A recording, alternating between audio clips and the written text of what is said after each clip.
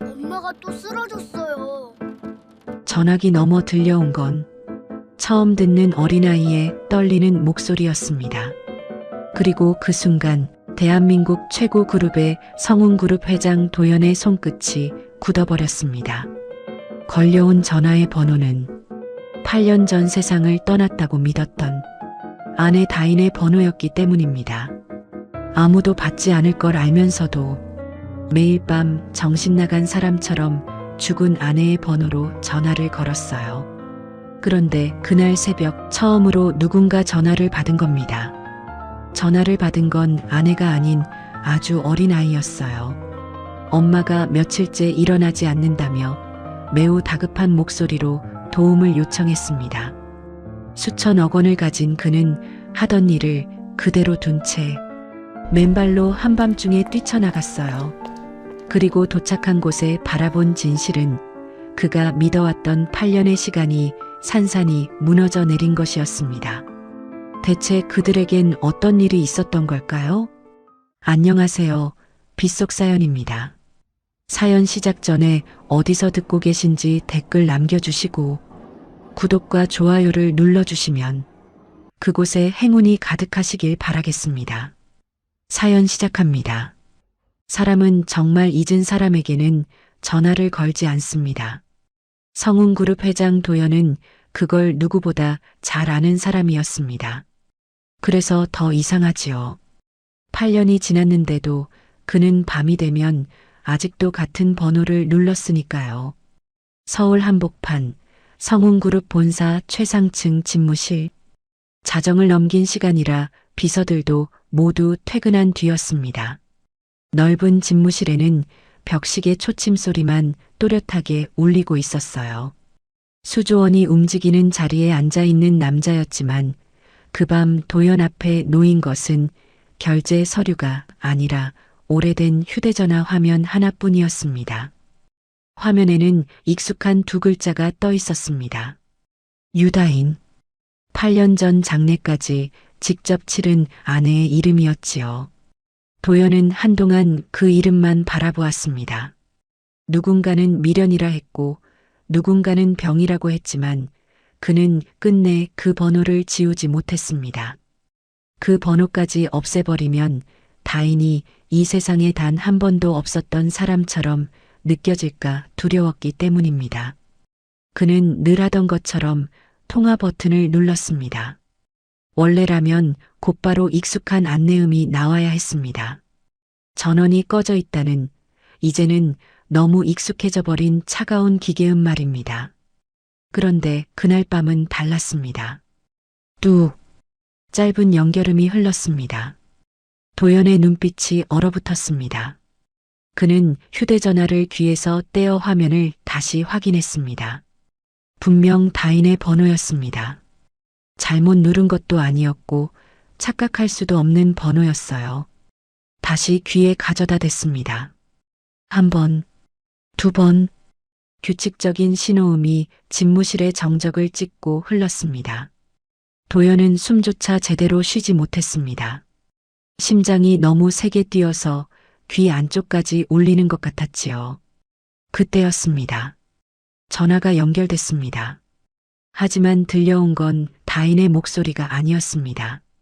작고 가쁜 숨소리, 울음을 참고 있는 어린아이 특유의 떨림. 도연은 의자 끝을 움켜쥔 채 낮게 물었습니다. 누구니? 잠깐의 침묵 뒤에 아이가 훌쩍 숨을 삼켰습니다. 그리고 아주 작은 목소리로 말했습니다. 엄마가 또 쓰러졌어요. 도연의 손에서 펜이 바닥으로 떨어졌습니다. 그 짧은 한마디가 그가 겨우 버텨온 8년을 단숨에 무너뜨렸습니다. 죽은 아내의 번호였습니다. 그런데 한 번도 들어본 적 없는 아이가 그 전화기 너머에서 울고 있었습니다. 도연은 자리에서 천천히 일어났습니다. 일어났다기보다 거의 떠밀리듯 몸을 세운 쪽에 가까웠지요. 그는 목이 잠긴 소리로 다시 물었습니다. 지금 어디야? 엄마 이름이 뭐지? 아이의 숨이 더 거칠어졌습니다. 엄마 이름, 유다인이에요. 자꾸 깨워도 안 일어나요. 피는 안 나는데 자꾸 숨이 이상해요. 그 순간 도연은 더 이상 아무것도 생각할 수 없었습니다. 유다인. 분명 자기 아내 이름이었습니다. 목이 바싹 말라붙은 도연은 휴대전화를 더 세게 붙잡았습니다. 꿈이라면 너무 선명했고 현실이라면 너무 끔찍했습니다. 그는 가까스로 목소리를 눌렀습니다. 겁먹지 마. 문 잠그고 주소부터 말해. 천천히. 내가 지금 갈게. 아이는 몇 번이나 말을 더듬다가 바닷가 쪽 낯선 주소를 불렀습니다. 서울과는 한참 떨어진 지방 소도시 이름이었습니다.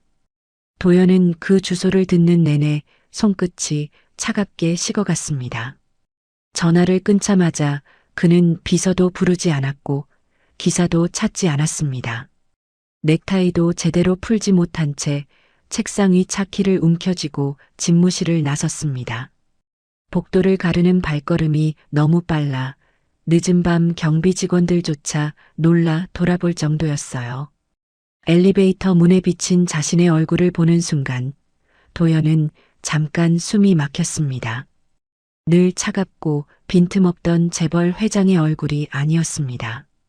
장례식장 영정 사진 앞에서 마지막까지 아내 이름을 부르지 못했던 남자의 얼굴이 그대로 서 있었지요. 지하 주차장에 도착한 도연은 직접 운전석에 올랐습니다. 와이퍼가 세게 움직이며 앞유리에 빗물을 밀어냈고 서울의 불빛이 물기 어린 유리창 너머로 길게 번졌습니다. 죽은 줄 알았던 아내의 번호, 처음 듣는 아이의 목소리, 그리고 아이가 또렷하게 말한 이름 유다인. 도연은 핸들을 쥔 손에 힘을 주었습니다. 만약 지금 이 전화가 거짓이 아니라면 그가 지난 8년 동안 믿고 견뎌온 모든 시간은 처음부터 거짓이었다는 뜻이었습니다. 빗길을 가르며 차가 어둠 속으로 미끄러져 들어갔습니다. 그날 밤 도연은 아내를 잃은 남자로 출발했지만 어쩌면 전혀 다른 진실 앞에 도착하게 될지도 모른 채 처음으로 두려움에 떨고 있었습니다. 차는 새벽이 가까워질수록 더 거칠게 빗길을 갈랐습니다. 도연은 내비게이션 화면을 몇 번이나 다시 확인했어요. 바닷가 작은 도시, 이름도 낯선 골목, 오래된 다세대 주택, 유다인의 번호에서 들려온 아이의 목소리와 저 주소만이 지금 그를 움직이고 있었습니다. 붉은 신호등 앞에 멈춰 선 순간에도 심장은 쉬지 않았습니다. 8년 동안 단 한 번도 연결되지 않던 번호가 울렸고 그 전화기 너머에서 어린아이가 울먹이며 말했지요. 엄마가 또 쓰러졌어요. 도연은 핸들을 쥔 손에 더 힘을 주었습니다. 그 짧은 한마디가 아직도 귀 안에서 맴돌았어요. 꿈이라면 너무 생생했고 현실이라면 너무 잔인했습니다. 도시에 들어섰을 때는 비가 조금 잦아들어 있었습니다. 하지만 골목은 더 쓸쓸했어요. 불 꺼진 횟집 간판, 젖은 시멘트 바닥, 새벽 바다 냄새가 함께 밀려왔습니다. 도연은 내비게이션이 멈춘 오래된 건물 앞에서 급하게 차를 세웠습니다. 주소에 적힌 곳은 3층짜리 낡은 다세대 주택이었습니다. 페인트가 벗겨진 외벽 아래로 빗물이 검게 번져 있었고 복도 창문 틈으로는 찬 바람이 계속 스며들고 있었어요. 도연은 차 문을 닫자마자 계단으로 뛰었습니다. 1층, 2층, 3층, 숨이 턱까지 차올랐지만 멈출 수가 없었습니다. 가장 안쪽 집 앞에 도착했을 때 문 아래로 희미한 불빛이 새어나오고 있었어요. 도연은 손을 들어 문을 두드리려다가 잠깐 멈췄습니다. 정말 그 안에 다인이 있을까? 그 짧은 망설임 끝에 손등으로 문을 두드렸습니다. 잠시 뒤 안에서 아주 작은 발소리가 들렸어요. 사뿐사뿐 겁먹은 아이가 다가오는 소리였습니다. 문이 조금 열렸습니다. 그리고 도연은 전화기 너머의 그 목소리를 가진 아이를 처음 보게 되었습니다. 마른 얼굴, 겁에 질린 눈, 잠도 제대로 못 잔 듯 부은 눈과 아이는 문손잡이를 꽉 붙든 채 도연을 올려다봤어요. 전화한 아저씨예요? 도연은 그 자리에서 바로 대답하지 못했습니다. 아이가 낯설지 않았기 때문입니다. 정확히 어디가 닮았다고 말하긴 어려웠어요. 그런데 놀라서 눈을 크게 뜨는 순간의 표정이 겁먹었는데도 울음을 참으려는 인매가 도연이 너무 잘 아는 누군가를 떠올리게 했습니다. 다인이었습니다. 도연은 목이 잠긴 소리로 겨우 말했습니다. 그래, 엄마는 어디 있니? 아이는 잠깐 망설이더니 몸을 옆으로 비켜주었습니다. 그 짧은 망설임 속에도 낯선 어른을 쉽게 믿지 못하는 습관이 묻어 있었어요. 그게 도연의 가슴을 더 아프게 했습니다. 집안은 너무 조용했습니다. 좁은 거실에는 전기장판이 반쯤 접힌 채 놓여 있었고 작은 밥상 위에는 식은 죽그릇과 찢어진 약봉지가 흩어져 있었습니다. 벽 한쪽에는 아이가 색연필로 그린 듯한 종이 몇 장이 붙어 있었고 창틀 아래에는 젖은 수건이 말라가고 있었어요. 누군가가 아주 오래, 아주 조심스럽게 살아낸 흔적이 보였습니다. 도연의 시선은 자연스럽게 안쪽 방문으로 향했습니다. 방문은 반쯤 열려 있었고 그 안에 누군가 누워 있었습니다. 도연은 문턱 앞에서 그대로 멈춰 섰습니다. 숨이 멎는다는 말이 정말 있더군요. 침대 위에 누운 사람은 너무 말라 있었고 얼굴은 창백했고 머리카락은 힘없이 흩어져 있었어요. 그런데도 단 한 번에 알 수 있었습니다. 유다인이었습니다. 8년 동안 죽은 사람으로만 기억해온 아내가 지금 바로 눈앞에서 숨을 쉬고 있었습니다. 도연은 천천히 안으로 들어갔습니다. 걸음을 옮길 때마다 바닥이 삐걱거렸고 그 소리조차 너무 크게 들릴 만큼 방 안은 조용했어요. 침대 가까이에 다가선 순간 도연은 자기도 모르게 숨을 삼켰습니다. 다인의 얼굴이 너무 달라져 있었기 때문입니다. 한때 환하게 웃을 때마다 볼가에 얕은 그늘이 지던 사람이 지금은 눈을 감은 채 바짝 마른 입술로 겨우 숨만 이어가고 있었습니다. 도연은 손을 뻗었다가 멈췄습니다. 만지면 사라질 것 같았습니다. 꿈이었다가도 손끝 닿는 순간 깨져버릴 것만 같았어요. 그때 뒤에서 아이가 아주 작은 목소리로 말했습니다. 아까 물 먹다가 또 쓰러졌어요. 도연은 그제야 정신을 붙들었습니다. 충격에만 서 있을 수는 없었지요. 그는 다인의 이마에 손을 대보았습니다. 열은 심하지 않았지만 몸이 너무 차고 힘이 없었습니다. 병원은 갔었니? 아이는 고개를 작게 흔들었습니다. 엄마가 안 된대요. 병원 가면 안 된대요. 도연은 천천히 아이를 돌아봤습니다. 왜? 아이는 대답 대신 입술을 깨물었습니다. 눈동자가 금세 불안하게 흔들렸어요. 그 작은 얼굴에 겁이 너무 오래 눌어붙어 있는 게 보였습니다. 한참 뒤 아이가 속삭이듯 말했습니다.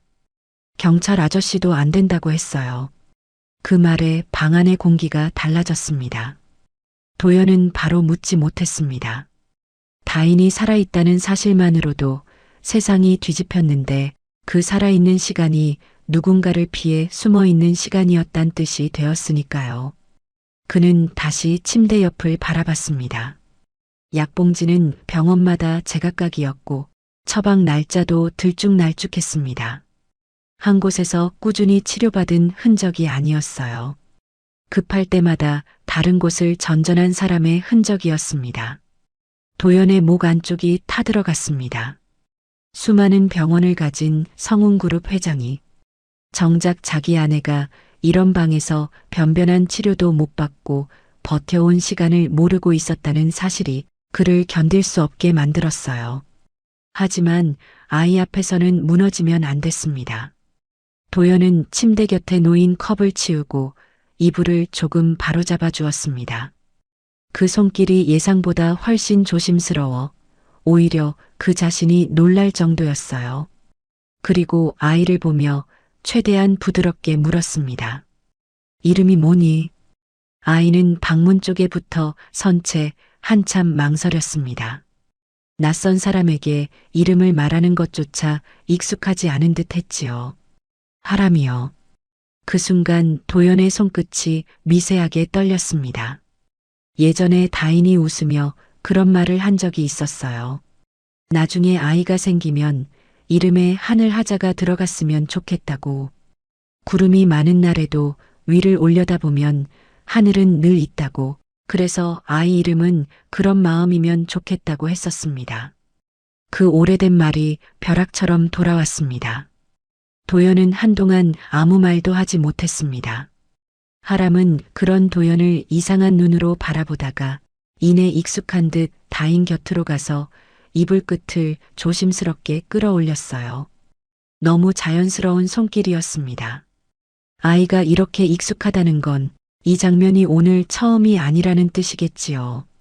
도연은 더 늦으면 안 된다고 판단했습니다. 그는 휴대전화를 꺼내 들었습니다. 119를 누르려다 잠깐 멈췄어요.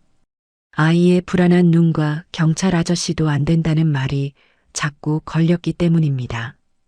결국 도연은 성운재단 협력병원 원장에게 직접 전화를 걸었습니다. 누구에게도 알리지 말고 믿을 수 있는 의사와 간호사만 데리고 지금 당장 오라고.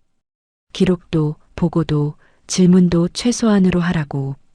그 목소리는 낮았지만 단호했습니다. 전화를 끊고 돌아섰을 때 하람은 여전히 다인 곁을 떠나지 못한 채 서 있었습니다. 도연은 천천히 아이 앞에 무릎을 굽혔습니다. 그리고 처음으로 아이 눈을 똑바로 바라보았습니다. 하람아. 아이는 자기 이름이 불리자 아주 잠깐 눈을 크게 떴습니다. 이상하게도 그 목소리는 낯설지 않았지요. 처음 듣는 사람인데도 오래전부터 알고 있었던 사람처럼 부르는 목소리였습니다.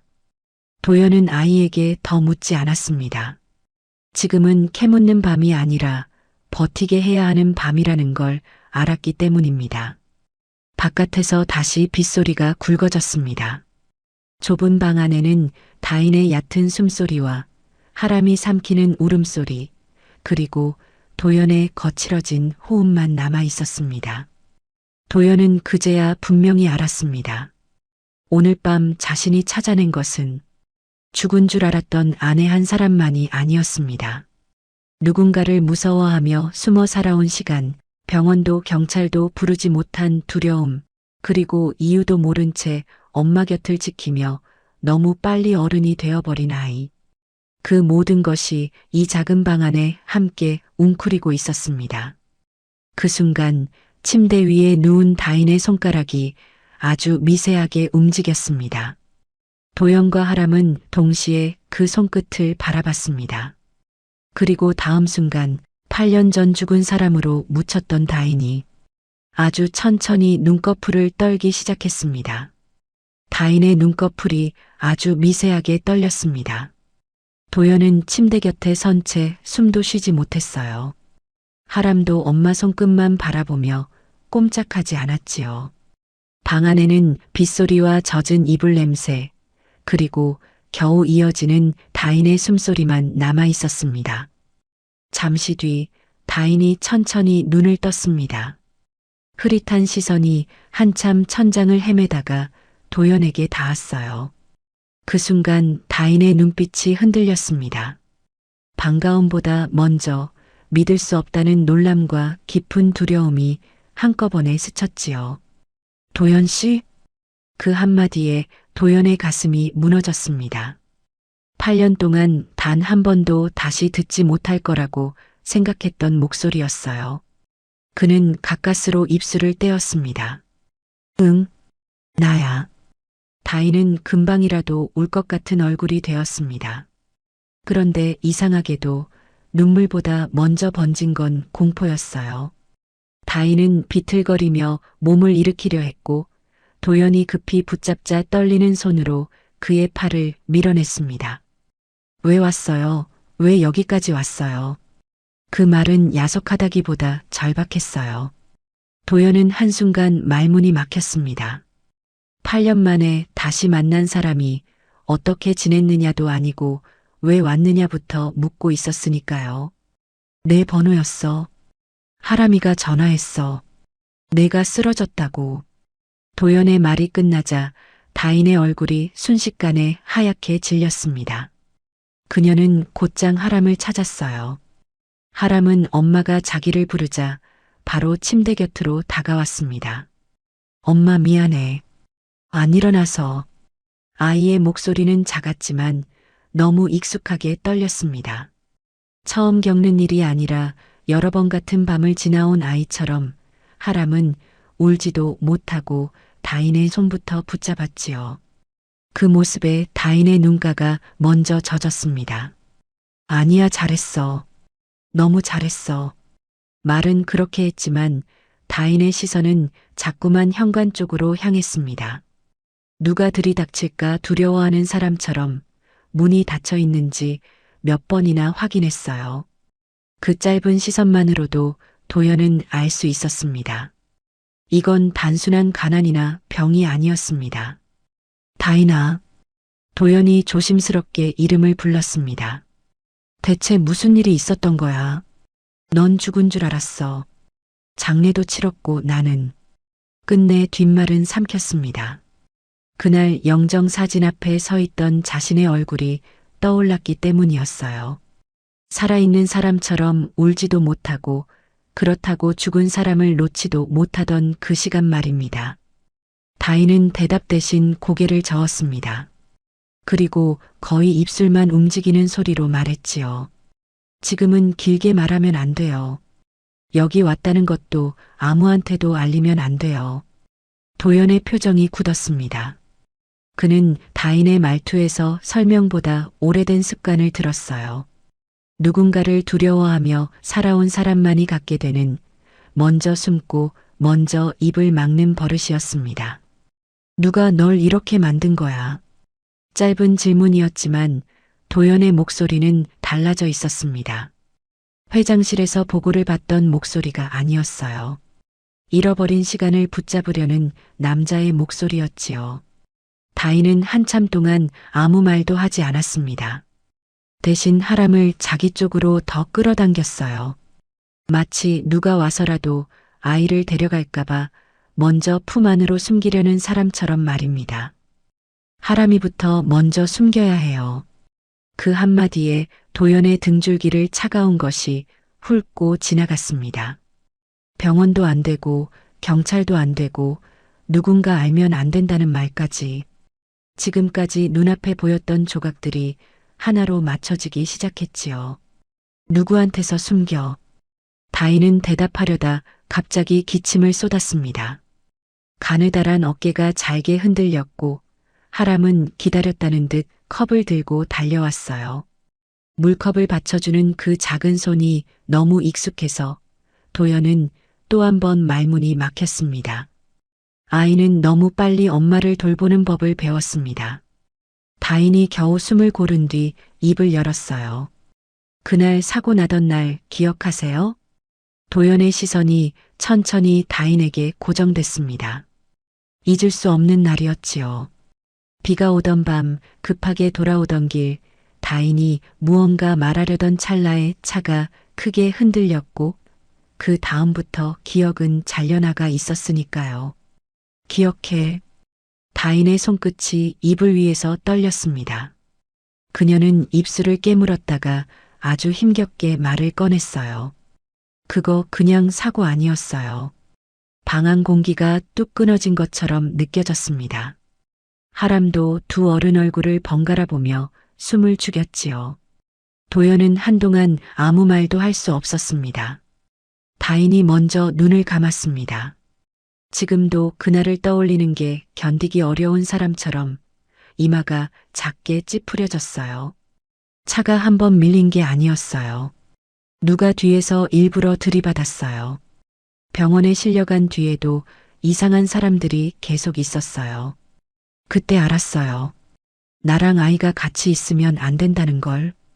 도연은 그 말을 듣는 순간 피가 식는 느낌이 들었습니다. 지금 당장 더 캐묻고 싶었어요.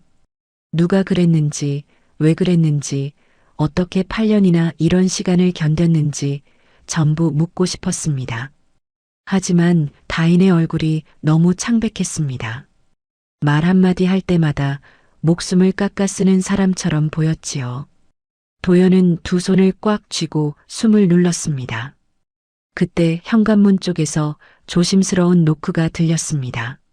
성운재단 협력병원에서 내려온 의사와 간호사였습니다. 도연은 그들을 안으로 들이면서도 여러 번 당부했어요. 이름도 기록도 신분 확인도 나중으로 미루고 지금은 사람부터 살려달라고 말입니다. 의사는 다인의 눈동자와 호흡을 살피더니 표정을 굳혔습니다. 오래 방치된 빈혈과 영양실조, 심한 탈수 증상까지 겹쳐 당장 안정을 취해야 한다고 했어요. 가까운 병원으로 바로 옮기자는 말이 이어지자 다인이 갑자기 도연의 손목을 붙잡았습니다. 서울은 안 돼요. 그 목소리는 약했지만 분명했습니다. 병원이 싫은 게 아니라 서울을 두려워하는 사람이었어요. 그 말 하나로 도연은 또렷하게 알았습니다. 다인은 아직도 누군가의 눈을 피하고 있었습니다. 그럼 여기서 제일 조용한 곳으로 옮깁니다. 기록은 따로 돌리지 말고 출입도 제한하세요. 도연의 말에 의사와 간호사는 고개를 끄덕였습니다. 그날 밤 처음으로 그는 회장의 권력을 자기 사람을 지키는 데 쓰고 있었어요. 하지만 이상하게도 마음은 조금도 편해지지 않았습니다. 도연이 의료진과 짧게 이야기를 나누는 사이 휴대전화가 진동했습니다. 화면에는 차세라는 이름이 떠 있었어요. 홍보실 상무이자 평소 석찬 곁을 맴돌던 인물이었습니다. 도연은 잠시 망설이다 전화를 받았습니다. 회장님, 지금 어디 계십니까? 부회장님이 급히 찾으십니다. 평소와 다를 것 없는 공손한 목소리였지만 그날은 이상하게 차갑게 들렸어요. 도연은 짧게 대답했습니다. 내 일정을 왜 부회장님께 보고하지? 잠깐 침묵이 흐른 뒤 차세가 한층 낮은 목소리로 말했지요. 그게 아니라 지금 회장님 차 위치가 잡혀서 말씀드리는 겁니다. 지방에 계신다고 하셔서요. 도연의 눈빛이 바뀌었습니다. 차 위치가 잡혔다는 말은 단순한 확인이 아니었어요. 누군가가 그의 움직임을 보고 있었다는 뜻이었습니다. 도연은 더 말하지 않고 곧바로 전화를 끊었습니다. 그 순간 다인이 너무 놀란 얼굴로 그를 바라봤습니다. 방금 통화 내용을 다 듣지는 못했어도 그녀는 이미 알아들은 표정이었어요. 들킨 사람의 얼굴이었습니다. 벌써 안 거예요? 도연은 대답하지 못했습니다. 아니라고 말할 수가 없었지요. 차세가 움직였다는 건 곧 석찬 쪽도 움직일 가능성이 크다는 뜻이었으니까요. 다인의 손이 다시 떨리기 시작했습니다. 그녀는 하람을 자기 품 쪽으로 끌어당기며 거의 울먹이듯 말했습니다. 도연 씨, 제발 하람이부터 숨겨요. 그 애만은 들키면 안 돼요. 도연은 천천히 하람을 바라봤습니다.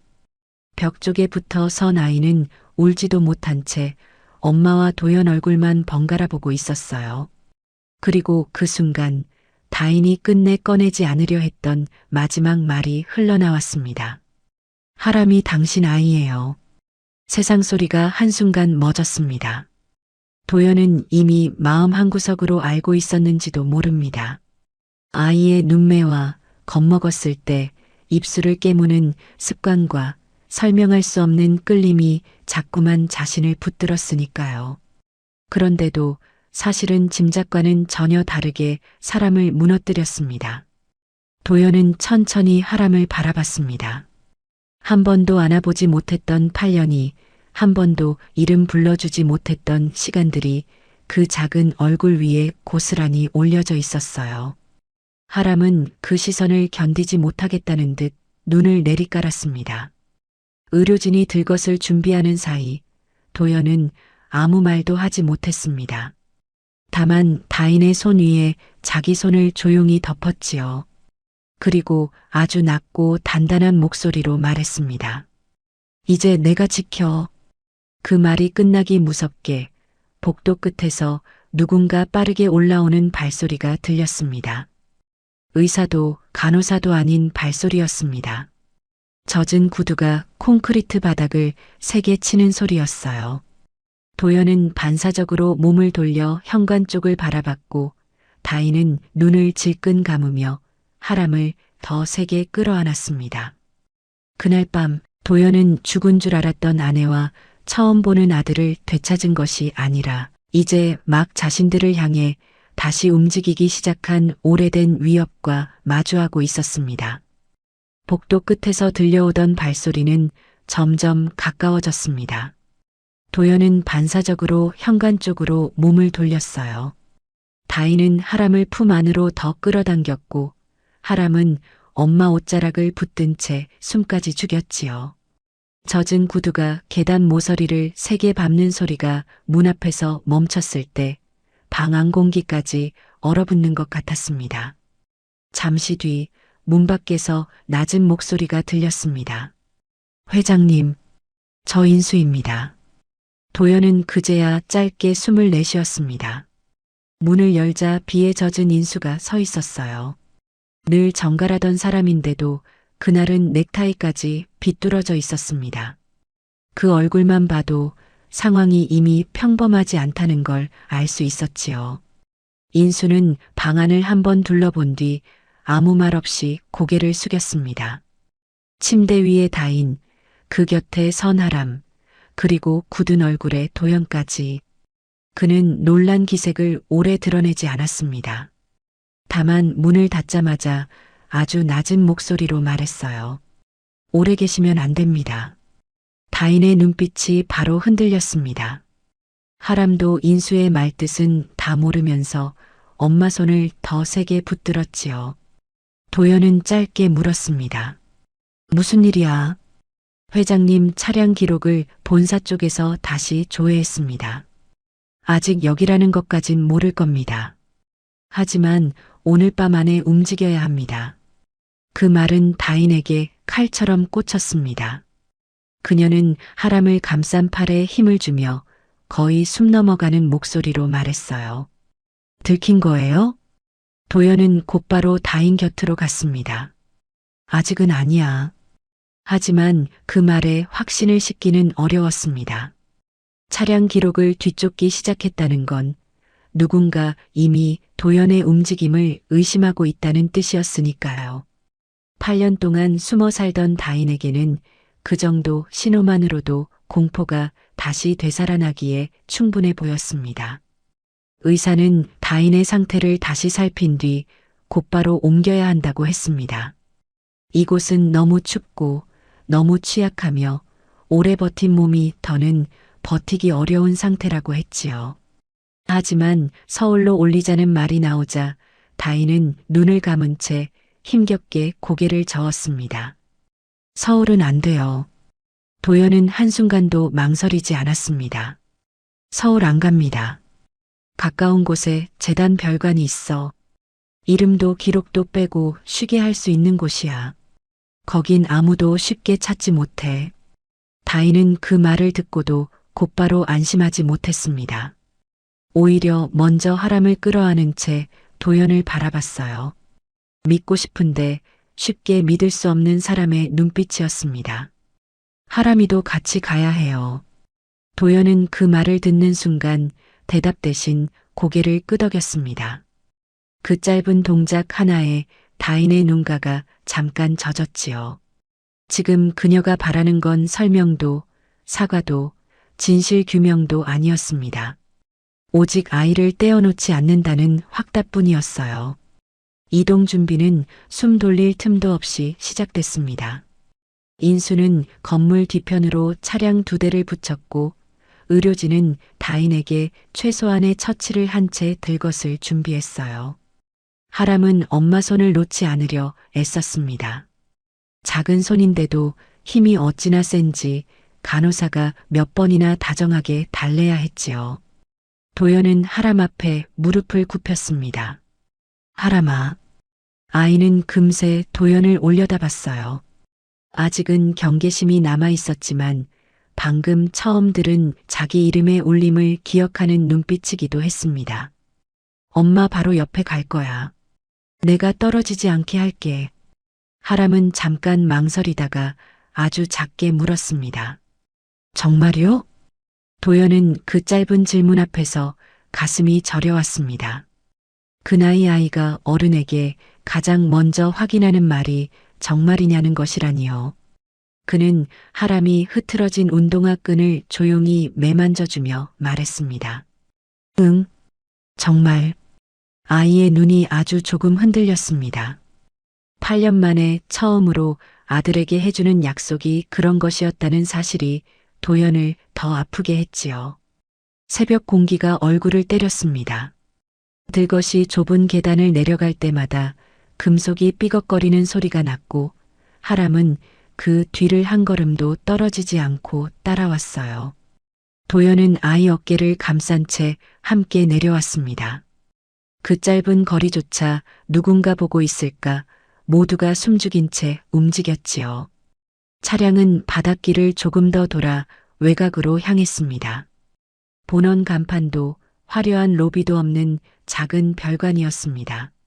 재단 명의로만 유지되는 곳이라 외부 사람은 거의 드나들지 않는 곳이었지요. 도연은 다인을 가장 안쪽 병실로 들이게 했고 출입도 믿을 수 있는 인원으로만 막았습니다. 문이 닫히자 그제야 하람이 조심스레 숨을 내쉬었습니다. 하지만 아이는 여전히 잠들지 못했어요. 침대에 누운 다인의 손끝을 한참 동안 만지작거리며 혹시라도 다시 눈을 감은 채 움직이지 않을까봐 지켜보고 있었지요. 그 모습을 본 도연은 소파에 앉지도 못하고 한참 침대 곁에 서 있었습니다.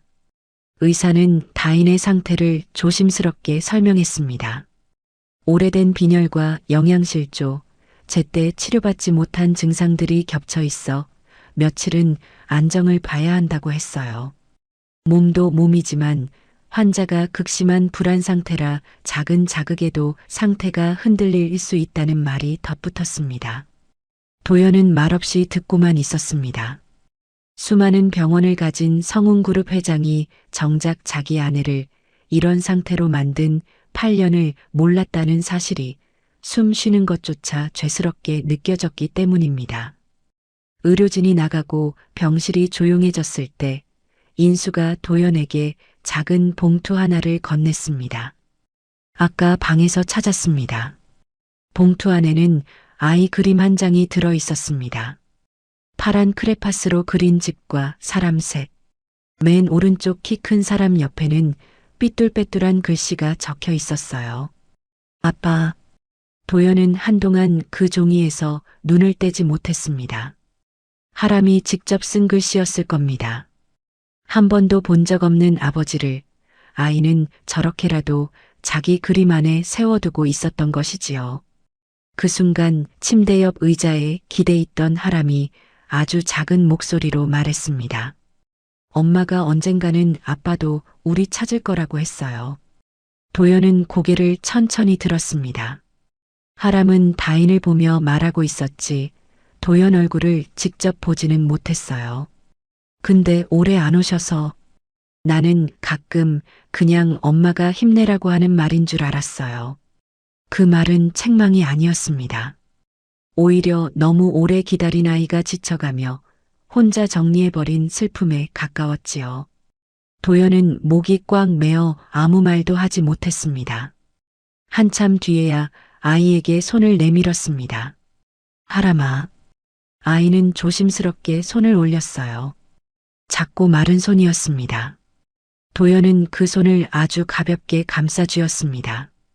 처음 닿는 아들의 체온이었지요. 그때 병실 밖에서 인수가 다시 도연을 불렀습니다. 복도로 나온 도연에게 인수는 더 낮은 목소리로 말했습니다. 무연 변호사에게서 연락이 왔습니다. 사고 당일 견인업체 기사 한 명을 겨우 찾았다고 합니다. 도연의 눈빛이 달라졌습니다. 어디 있지? 인수는 잠깐 말을 멈췄다가 이었습니다. 그게 몇 시간 전까지는 연락이 됐는데 방금 다시 연락하니 휴대전화가 꺼져 있다고 합니다. 집에도 없고요. 복도 창문 너머로 아직 젖어 있는 바다가 어둡게 보였습니다. 도연은 한동안 아무 말도 하지 않았습니다.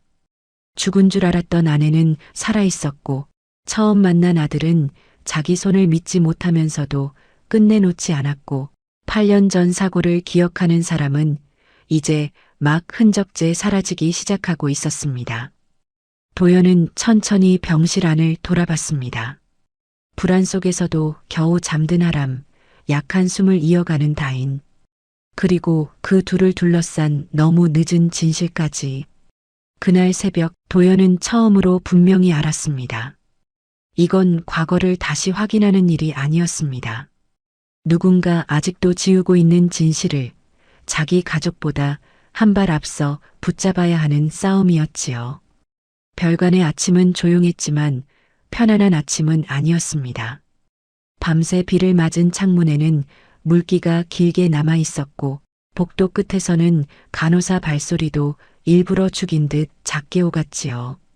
병실 문 하나로 바깥과 안이 나뉘어 있었지만 도연은 그 얇은 문이 이 사람들을 완전히 지켜주지 못한다는 걸 알고 있었습니다. 다인은 겨우 잠이 든 상태였어요. 수액이 천천히 떨어지는 동안에도 눈썹이 자주 떨렸고 조금만 문이 열리는 소리가 나도 몸이 먼저 굳었습니다. 몸보다 마음이 더 오래 도망쳐온 사람의 잠이란 원래 그런가 봅니다. 하람은 소파 끝에 앉아 있었습니다. 밤새 한숨도 못 잔 얼굴인데도 아이는 졸린 기색을 내지 않았어요. 그저 다인이 숨 쉬는지 눈을 뜨는지 이불이 내려가지는 않았는지만 계속 보고 있었지요.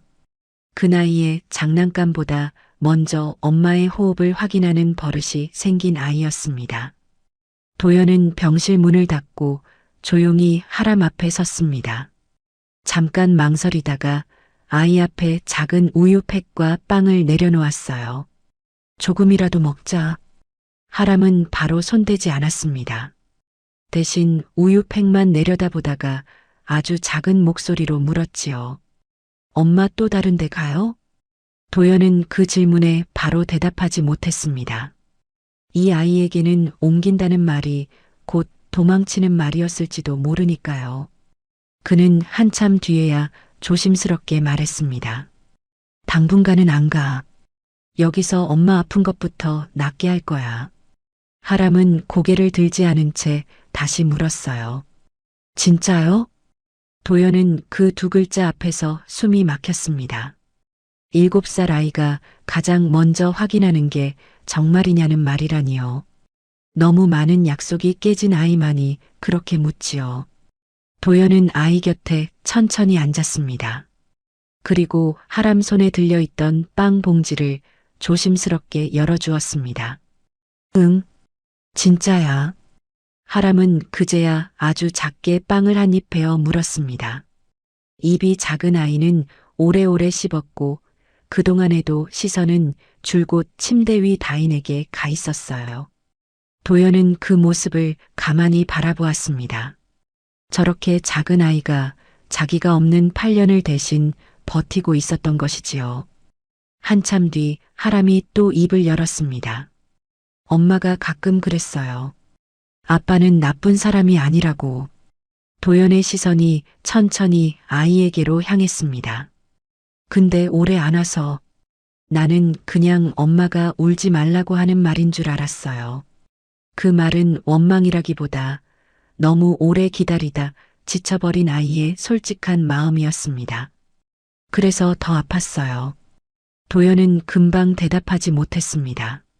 말을 잘못하면 아이 마음에 또 다른 거짓을 얹게 될까봐 두려웠지요. 몰랐어. 도연이 아주 낮게 말했습니다. 너희가 살아있는 줄도 내가 있는 줄도 정말 몰랐어. 알았으면 이렇게 늦게 안 왔어. 하람은 그 말을 듣고도 금방 고개를 끄덕이지 않았습니다. 하지만 아이는 이상하게도 도연 눈을 오래 피하지도 않았어요. 거짓말하는 사람을 너무 일찍 많이 본 아이는 누가 진짜 모르는 얼굴을 하고 있는지는 본능처럼 아는 법이니까요. 그때 침대 쪽에서 아주 약한 기침 소리가 들렸습니다. 도연과 하람은 거의 동시에 몸을 돌렸어요. 다인이 눈을 떴습니다. 아직 창백했고 입술도 말라 있었지만 어젯밤처럼 곧바로 쓰러질 것 같은 얼굴은 아니었습니다. 하람이 가장 먼저 침대 가까이 다가갔습니다. 엄마. 다인은 힘겹게 웃으며 아이 머리를 쓸어주었습니다. 그 손끝만큼은 아직 엄마였어요.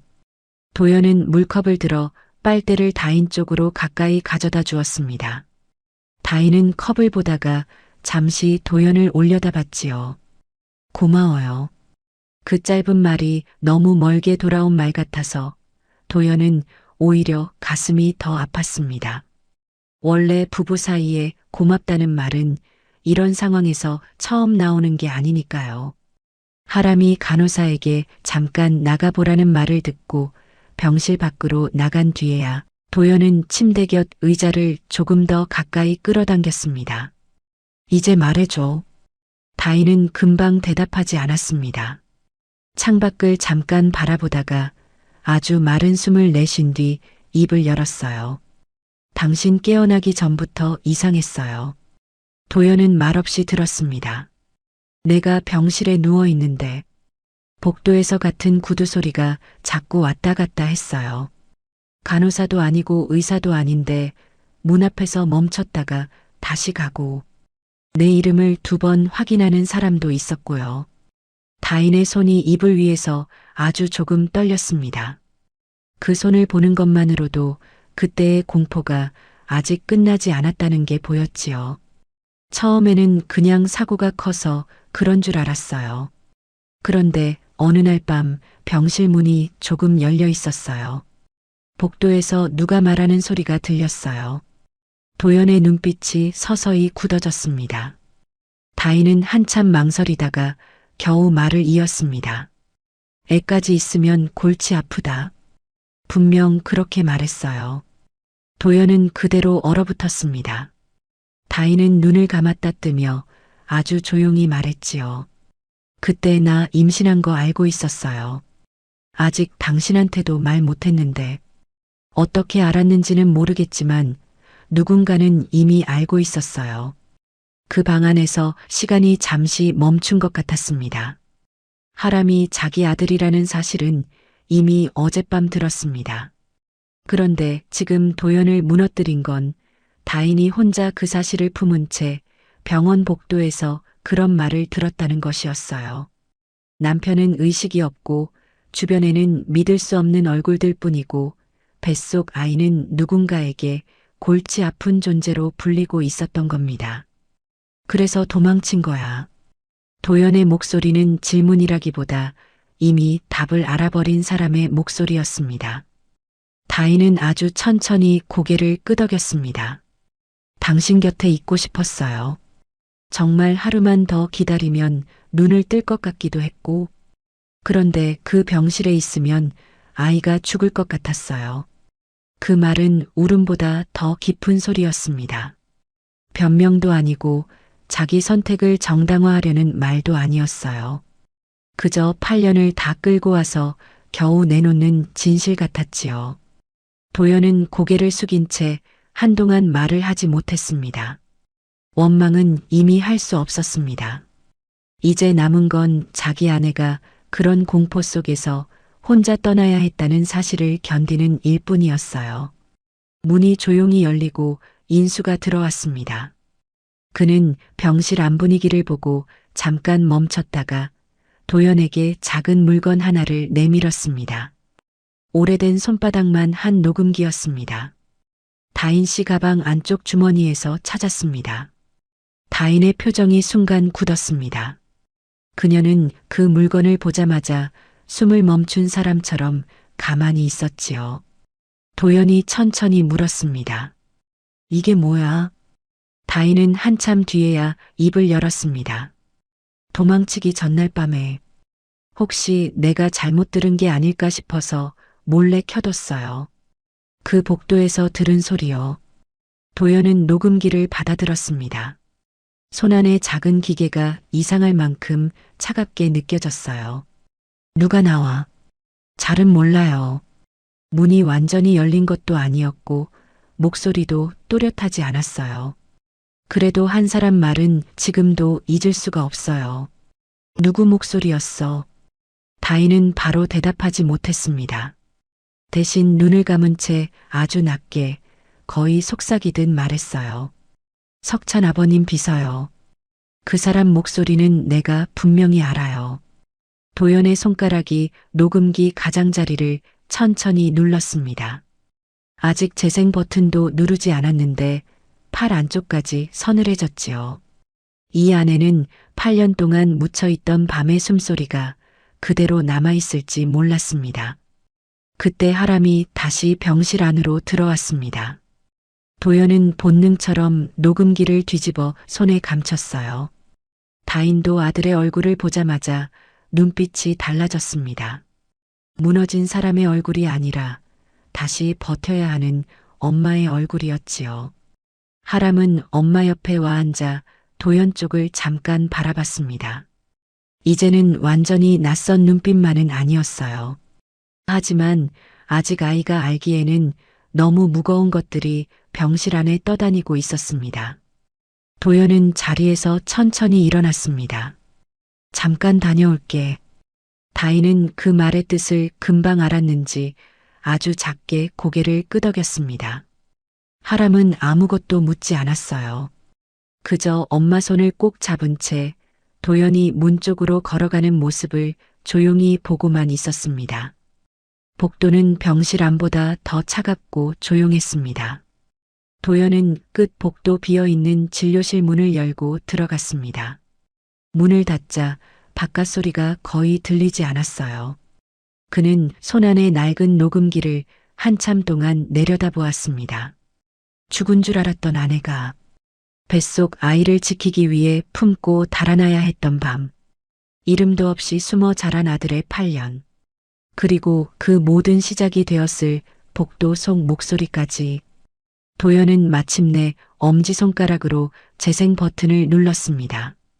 지직거리는 잡음이 몇 초 흐른 뒤 아주 희미한 남자 목소리 하나가 들려왔습니다. 회장님은 아직 깨어나지 않았습니다. 도연의 눈빛이 서서히 가라앉았습니다. 그리고 이어진 두 번째 목소리에 그의 손끝이 아주 천천히 굳어지기 시작했습니다. 두 번째 목소리가 들리는 순간 도연의 손끝이 아주 천천히 굳어졌습니다. 지직거리는 잡음 사이로 섞여 들어온 그 목소리는 흐렸지만 그렇다고 모를 만큼 흐리지는 않았어요.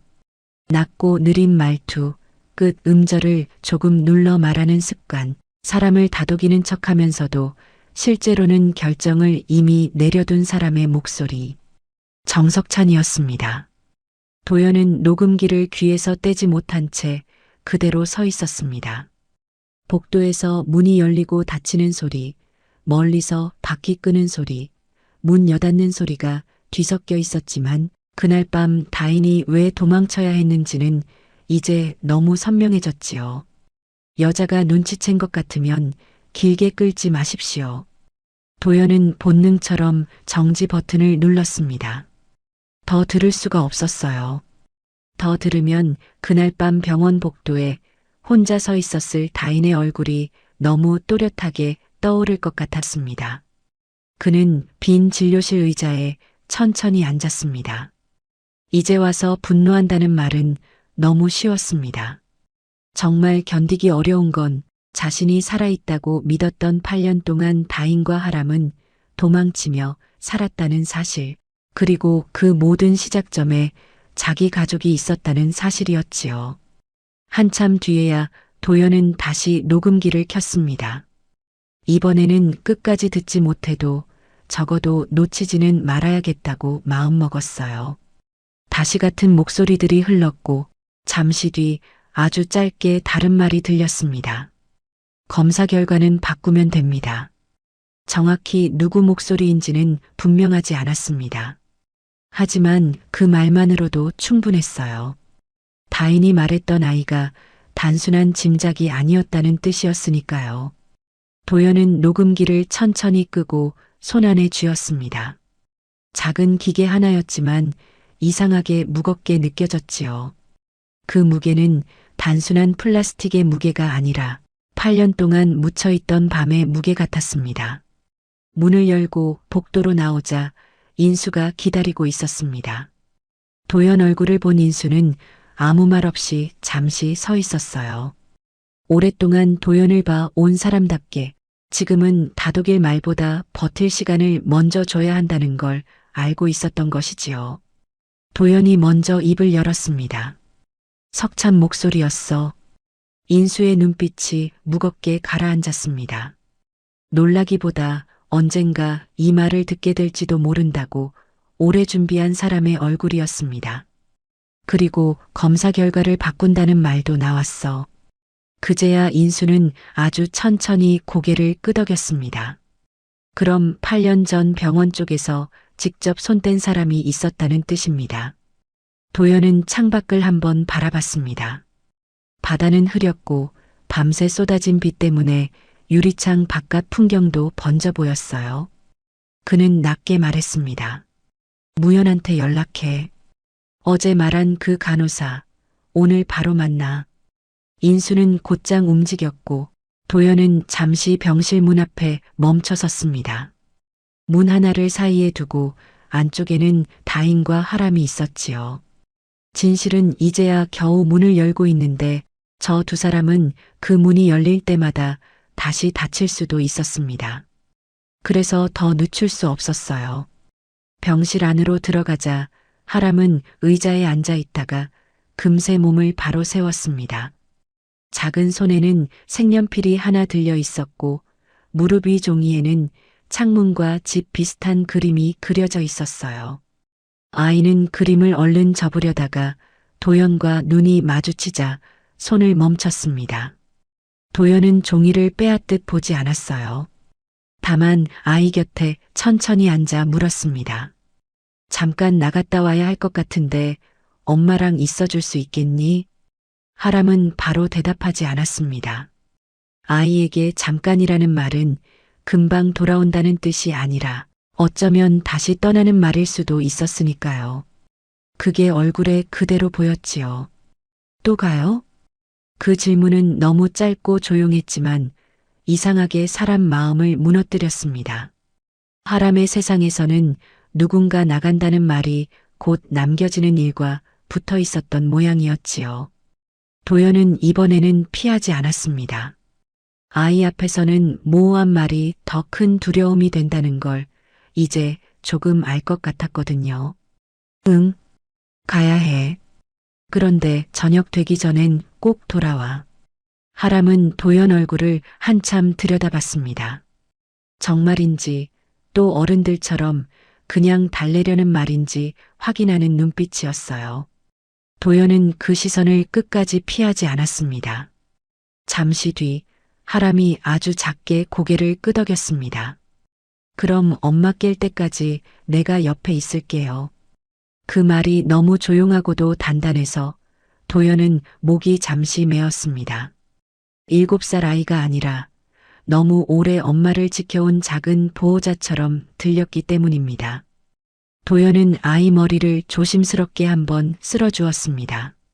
처음에는 몸이 굳어있던 하람이 이번에는 아주 잠깐 그 손길을 피하지 않았어요. 그 짧은 순간만으로도 도연은 이상하게 큰 빚을 진 기분이 들었습니다. 다인은 침대에 기대 앉아 둘을 바라보고 있었습니다. 그녀는 도연이 나가려는 걸 알자 눈빛이 먼저 흔들렸어요. 걱정인지 미안함인지 아니면 여전히 누군가를 믿는 일이 두려운 건지 쉽게 구분할 수 없는 눈빛이었지요. 도연은 침대 곁으로 다가가 낮게 말했습니다. 어제 말한 그 간호사 만나고 올게. 다인은 입술을 살짝 깨물었습니다. 조심하세요. 그 짧은 말 안에는 많은 뜻이 들어 있었습니다. 석찬을 조심하라는 뜻일 수도 있고, 기억을 꺼내는 사람들을 조심하라는 뜻일 수도 있고, 다시 혼자 무너지지 말라는 뜻일 수도 있었지요. 도연은 짧게 고개를 끄덕였습니다. 이번엔 그냥 안 돌아와. 다인은 그 말을 듣고 한동안 도연을 바라보다가 아주 작게 눈을 감았습니다.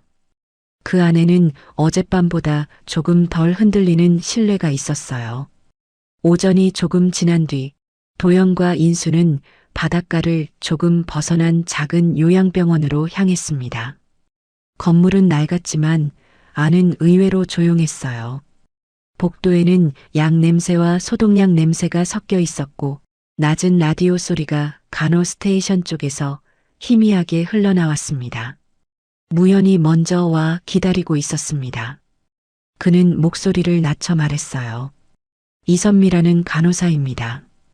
당시 응급실에서 야간 근무를 했고 사고 이후 한 달쯤 지나 갑자기 사직했습니다. 말할 것 같습니까? 무연은 잠깐 망설였습니다. 처음엔 완강했습니다. 그런데 녹음에 나온 소리 일부를 들려주자 표정이 달라졌습니다. 무서워하는 것 같았습니다. 지금도. 잠시 뒤 상담실 문이 열리고 50대 초반쯤 되어 보이는 여자가 들어왔습니다. 마른 체구의 눈빛은 조심스러웠고 손등에는 오래 일한 사람 특유의 거친 결이 남아 있었어요. 그녀는 도연을 알아보는 순간 얼굴이 굳어졌습니다. 정 회장님. 도연은 그녀 앞에 앉으면서도 재촉하지 않았습니다. 지금 필요한 건 위압이 아니라 이 사람이 8년 동안 눌러둔 기억이 스스로 입 밖으로 나오게 만드는 것이었으니까요. 8년 전 사고 나던 밤 응급실에 있었죠. 이선미는 바로 대답하지 못했습니다. 무릎이 손이 아주 천천히 얽혔다 풀리기를 반복했어요. 오래전 일을 묻는다고 다 이런 손이 되지는 않습니다. 잊은 사람이 아니라 잊지 못한 사람이 저렇게 떨지요. 잘 기억 안 납니다. 예상했던 대답이었습니다. 도연은 준비해온 녹음기를 테이블 위에 조용히 올려놨습니다. 이 목소리도 기억 안 납니까? 재생 버튼을 누르자 지직거리는 소리 뒤로 흐린 대화가 흘러나왔습니다. 석찬의 목소리가 스쳐 지나가는 순간 이선미의 얼굴이 하얗게 질렸어요. 그녀는 본능처럼 주위를 한번 둘러봤습니다. 누가 듣고 있는지 확인하는 사람처럼요. 도연은 그 짧은 반응 하나로 이미 절반은 알 수 있었습니다. 이 사람은 기억하고 있었어요. 한참 뒤 이선미가 입을 열었습니다. 그날 이상한 일이 많았습니다.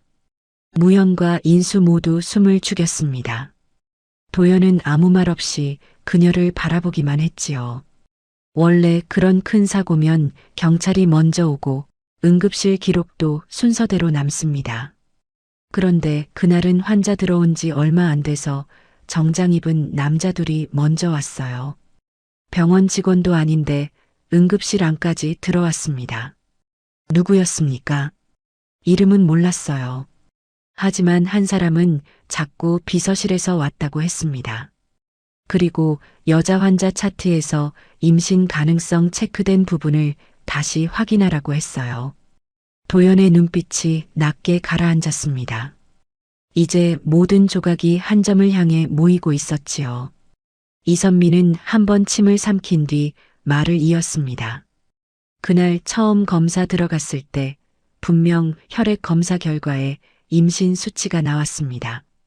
저도 봤어요.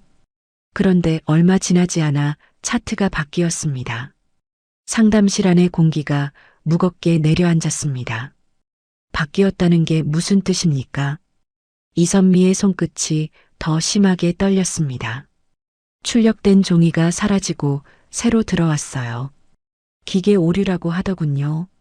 하지만 그런 식으로 바뀌는 건 흔한 일이 아닙니다. 누가 바꿨습니까? 직접 본 건 아닙니다. 다만 그날 밤 부원장실에 석찬 부회장님이 올라갔다는 얘기는 들었습니다. 도연은 잠시 눈을 감았다 떴습니다. 지금 당장 책상을 뒤엎고 싶을 만큼 화가 났지만 그 분노를 여기서 쏟아봐야 아무것도 얻을 수 없다는 걸 잘 알고 있었습니다. 그는 한층 더 낮은 목소리로 물었습니다. 다인은 왜 병원에서 빠져나갈 수 있었습니까? 이선미는 그 질문 앞에서 한참 입술을 깨물었습니다. 그러다 아주 힘겹게 마치 오래전 죄를 털어놓는 사람처럼 말했어요. 제가 뒷문 쪽 출입 카드를 잠깐 열어줬습니다. 인수와 무연이 동시에 그녀를 바라봤습니다. 이선미는 고개를 들지 못한 채 말을 이었습니다. 그분이 너무 무서워했어요. 자꾸 배를 감싸고 있었고 병실 문 밖 발소리만 나도 숨을 못 쉬더라고요. 그래서 정말 잠깐이면 된다고 생각했습니다. 그냥 친정으로 가는 줄 알았어요. 이렇게 오래 숨을 줄은. 그 목소리 끝이 가늘게 떨렸습니다. 그녀도 그 밤 이후 8년을 편히 살지는 못했을 겁니다. 누군가를 살려보낸 기억과 동시에 그 일 때문에 스스로도 도망치듯 병원을 떠난 시간이 있었겠지요. 도연은 한참 침묵하다가 물었습니다. 남겨둔 게 있습니까? 이선미는 깜짝 놀란 듯 도연을 올려다봤습니다. 그 눈빛은 어떻게 알았냐는 눈빛에 가까웠어요. 잠시 뒤 그녀는 가방 안쪽에서 낡은 투명 파일 하나를 꺼냈습니다. 오래 접혀 모서리가 달아 있었지만 안에 든 종이는 조심스럽게 보관한 흔적이 남아 있었지요. 버려야 했는데 못 버렸습니다. 도연이 파일을 열자 그 안에는 당시 응급실에서 출력된 초기 검사 결과 사본 한 장이 들어 있었습니다. 이름칸은 볼펜으로 여러 번 덧그어져 있었지만 환자 번호와 시간, 혈액 수치 일부는 그대로 남아 있었어요. 그리고 그 줄 끝에는 분명히 적혀 있었습니다. 임신 반응 양성. 도연은 그 종이를 보는 순간 손끝에 힘이 들어갔습니다. 하람이 어떻게 세상에 남을 수 있었는지, 그리고 왜 누군가 그 아이를 문제라고 불렀는지 이제 더는 감으로만 짐작할 필요가 없었지요. 그때 이선미가 갑자기 얼굴을 굳혔습니다. 상담실 문 바깥을 바라보던 그녀의 눈이 급하게 흔들렸어요. 저 사람. 도연이 곧바로 뒤를 돌아봤습니다. 복도 유리문 너머로 검은 정장을 입은 남자 하나가 휴대전화를 귀에 댄 채 서 있었습니다.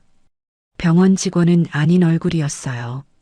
그 남자 역시 이쪽을 보고 있다가 시선이 마주치자 아주 잠깐 굳더니 곧바로 몸을 돌렸습니다.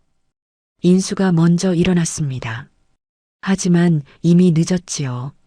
문을 열고 나갔을 때는 남자가 복도 끝 계단으로 사라진 뒤였습니다. 상담실 안으로 돌아온 인수의 얼굴이 굳어 있었습니다. 미행일 가능성이 큽니다. 이선미는 이제 거의 울 것 같은 얼굴이 되어 있었습니다. 도연은 파일을 천천히 접어 품 안에 넣었습니다. 그리고 아주 낮게 말했지요. 이제부터는 저희가 보호하겠습니다. 그 말이 위로가 될지 더 큰 두려움이 될지 알 수는 없었습니다. 하지만 지금 분명한 것은 하나였습니다. 8년 전 밤은 우연이 아니었습니다. 다인은 혼자 미쳐가고 있었던 것이 아니었고 하람은 처음부터 누군가 지우려 했던 생명이었습니다. 그리고 무엇보다 그 일을 덮은 사람들은 아직도 완전히 손을 떼지 않았습니다. 도연은 파일을 손에 쥔 채 천천히 창밖을 바라봤습니다. 젖은 유리 너머 바다는 여전히 흐렸지만 이제는 그 흐린 풍경 속에서도 가야 할 방향만은 분명해지고 있었어요. 문제는 단 하나였습니다. 자신이 진실에 가까워질수록 석찬 쪽도 분명 더 거칠게 움직이기 시작할 거라는 점이었지요. 별관으로 돌아오는 길 내내 도연은 한 번도 창밖을 제대로 보지 못했습니다. 무릎 위에 놓인 봉투가 너무 무거웠기 때문입니다. 낡은 녹음기와 초기 검사 결과 사본. 8년 동안 없다고 믿었던 진실이 이제는 손에 잡히는 종이와 소리로 남아 있었지요. 그런데 이상하게도 도연을 가장 세게 붙든 건 증거 자체가 아니었습니다. 별관 병실에 남아있을 하람 얼굴이 자꾸 떠올랐어요. 혹시 또 누군가의 발소리에 놀라 엄마 손부터 붙잡고 있지는 않을까? 혹시 자기가 돌아오지 않을까봐 신발도 벗지 못한 채 기다리고 있지는 않을까? 도연은 그 생각을 떨치지 못한 채 병실 문을 열었습니다. 그리고 들어서자마자 걸음을 멈췄지요. 하람이 소파 끝에 기대앉아 잠이 들어 있었기 때문입니다. 그런데 아이는 편하게 누워 자고 있지 않았어요. 작은 등에 가방을 맨 채 운동화도 벗지 못한 채 그대로 졸고 있었지요. 무릎 위에는 다인 약봉지와 물병이 가지런히 올려져 있었습니다. 금방이라도 가야 한다는 말이 나오면 바로 엄마를 데리고 뛰어나갈 수 있게 준비한 아이의 잠이었습니다. 도연은 한동안 문 앞에 서 있었습니다. 그 짧은 장면 하나가 하람이 어떤 8년을 살아왔는지 다 말해주고 있었거든요. 아이는 집이 아니라 탈출로를 먼저 배운 아이였고 잠보다 먼저 짐 챙기는 법을 익힌 아이였습니다. 침대에 기대앉아 있던 다인이 그 시선을 따라 하람을 바라봤습니다. 그리고 아주 낮은 목소리로 말했어요. 어디 갈 때마다 저래요. 잘 때도 가방부터 찾고 신발도 잘 못 벗어요. 그 말끝이 떨렸습니다. 엄마가 가장 미안해하는 사람의 목소리였지요. 도연은 조용히 다가가 하람 어깨에 걸쳐진 가방끈을 아주 천천히 풀어주었습니다. 아이가 잠결에 움찔하자 다인이 손끝으로 이불을 조금 끌어다 덮어주었어요. 8년 만에 한 병실 안에서 처음 마주 앉은 부부였지만 둘은 그 순간만큼은 같은 아이를 향해 같은 손을 쓰고 있었습니다. 하람이 다시 얕게 숨을 고르며 잠들자 도연은 봉투를 침대 옆 탁자 위에 올려놓았습니다. 다인은 그 안을 보지 않아도 알 것 같은 얼굴로 물었어요. 찾으셨어요? 도연은 잠시 대답하지 않았습니다. 말 한마디로 다인의 8년을 다시 꺼내야 한다는 걸 알았기 때문입니다. 그래서 더 조심스럽게 그러나 숨기지 않고 말했지요. 응, 내가 잘못 들은 게 아니었어. 다인의 눈이 아주 천천히 흔들렸습니다. 도연은 봉투에서 종이 한 장을 꺼내 그녀에게 보여주었습니다. 응급실 초기 검사 결과 사본. 선명하지는 않았지만 그 한 줄은 분명히 남아 있었지요. 임신 반응 양성. 다인은 그 종이를 보는 순간 숨을 멈춘 것처럼 가만히 있었습니다. 그리고 한참 뒤 아주 조용히 입술을 떼었습니다. 정말 남아 있었네요. 그 목소리에는 안도도 있었고 두려움도 있었고 늦게라도 증명됐다는 슬픔도 섞여 있었어요.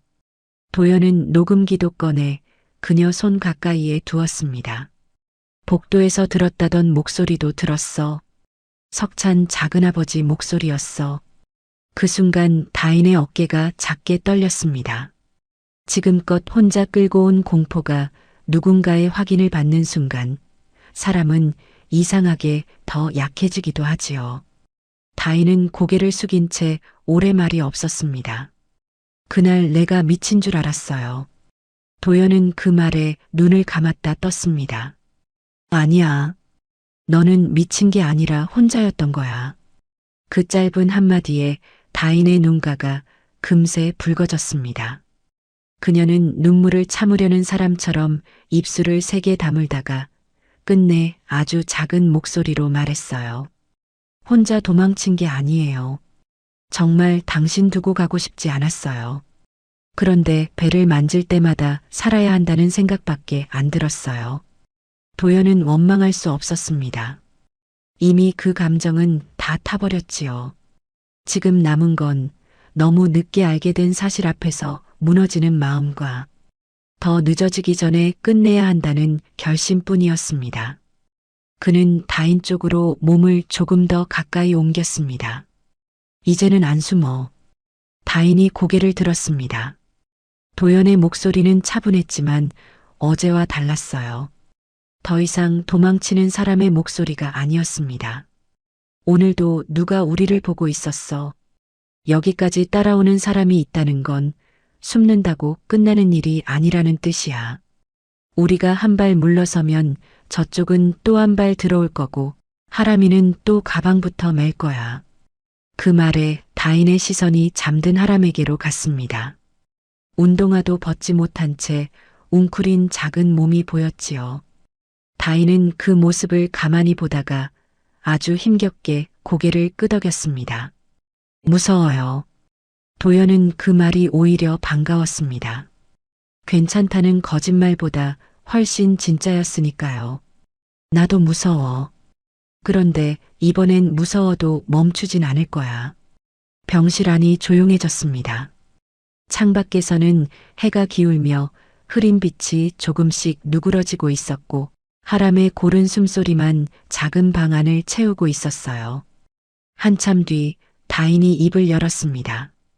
당신 혼자 보내고 싶지 않아요. 도연이 그녀를 바라봤습니다. 내가 숨어 있는 동안 저 사람들은 더 쉽게 거짓말했어요. 죽은 사람이라고, 없는 사람이라고, 아무도 아닌 사람이라고. 이번에도 내가 빠지면 또 그렇게 할 거예요. 그 말은 떨렸지만 분명했습니다. 8년 내내 도망치던 사람이 처음으로 뒤돌아서는 목소리였지요. 도연은 곧바로 대답하지 못했습니다. 다인이 얼마나 약한 상태인지 알고 있었고 또 얼마나 무서운 기억을 꺼내야 하는지도 알고 있었기 때문입니다.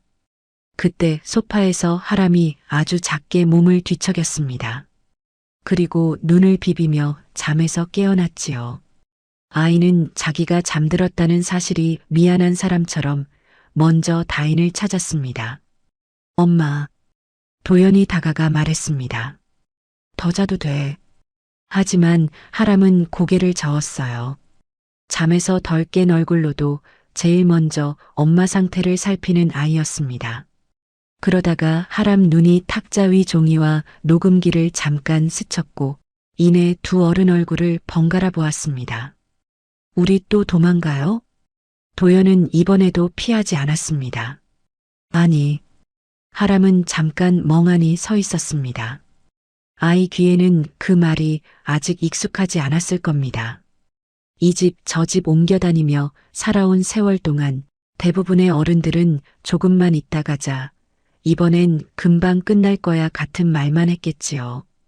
그래서 이제 안 도망간다는 말은 오히려 더 낯설 수밖에 없었습니다. 도연은 하람 눈높이에 맞춰 무릎을 굽혔습니다. 이번에는 내가 먼저 갈 거야. 엄마랑 넌 숨는 쪽이 아니라 내 곁에 있을 거야. 하람은 그 말을 듣고도 쉽게 고개를 끄덕이지 못했습니다. 대신 아주 조심스럽게 물었지요. 나쁜 사람들이 또 오면요? 도연은 아이 어깨에 손을 올렸습니다. 이번엔 내가 문 앞에 서 있을 거야. 그 한마디에 하람 눈이 아주 조금 흔들렸습니다. 아이는 아직 웃지 않았고 안심한 것도 아니었지만 적어도 처음으로 문 앞에 서주겠다는 어른을 만난 표정이었어요. 저녁 무렵 도연은 인수와 무연을 병실 밖으로 불렀습니다.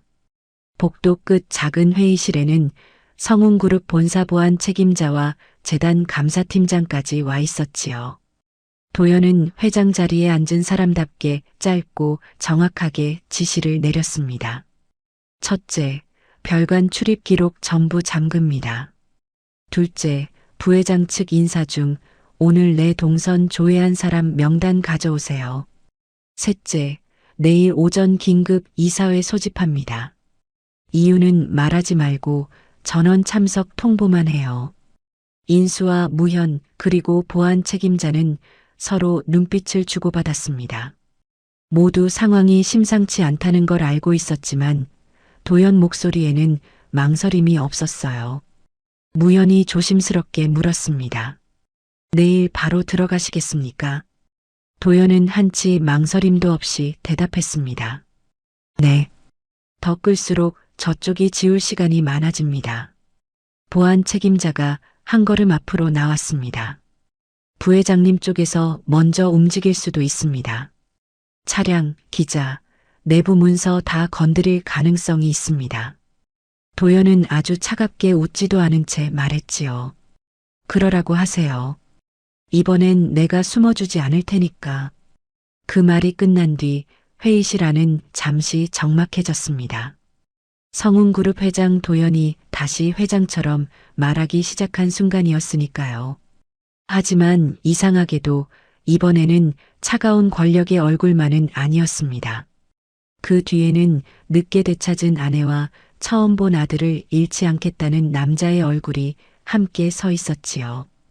회의를 마친 도연이 병실로 돌아왔을 때 다인은 다시 누워 있었고 하람은 그 옆에서 꾸벅꾸벅 졸고 있었습니다. 아이 손은 여전히 엄마 이불 끝을 놓지 않고 있었어요. 도연은 잠든 하람 앞에 조용히 앉아 운동화 끈을 풀어주었습니다. 이번에는 아이도 깨지 않았지요. 다인은 그 모습을 가만히 보다가 아주 낮게 말했습니다. 내일 나도 갈게요.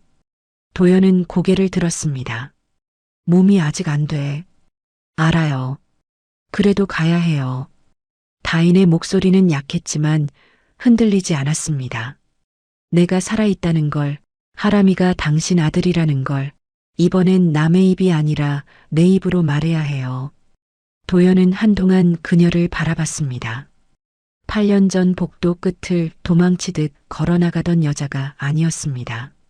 많이 약해졌고 여전히 겁이 많았고 손끝도 떨리고 있었지만 그래도 이제는 자기 자리를 자기 목소리로 되찾으려는 사람이 거기 있었습니다. 도연은 천천히 고개를 끄덕였습니다. 알겠어. 그럼 내가 옆에 있을게. 다인은 그 말을 듣고 눈을 감았습니다. 그 짧은 대답 하나가 그녀에게는 허락이자 보호처럼 들렸는지도 몰랐지요. 밤이 깊어갈수록 병실은 다시 조용해졌습니다. 하람은 다인 옆에서 완전히 잠들었고 도연은 조금 떨어진 의자에 앉아 두 사람을 오래 바라보았습니다. 8년 동안 이 가족은 너무 오래 숨었습니다. 죽은 사람처럼 없는 사람처럼 누군가의 실수처럼 살았지요. 하지만 그날 밤 처음으로 세 사람은 도망칠 방향이 아니라 맞설 방향을 정하기 시작했습니다. 그리고 다음 날 아침 성운그룹은 그들이 죽은 줄 알고 덮어두었던 이름들을 다시 마주하게 될 준비를 하게 됩니다. 별관의 아침은 이상할 만큼 조용했습니다. 밤새 거의 잠들지 못했는데도 세 사람 모두 더는 미루자는 말을 하지 않았어요.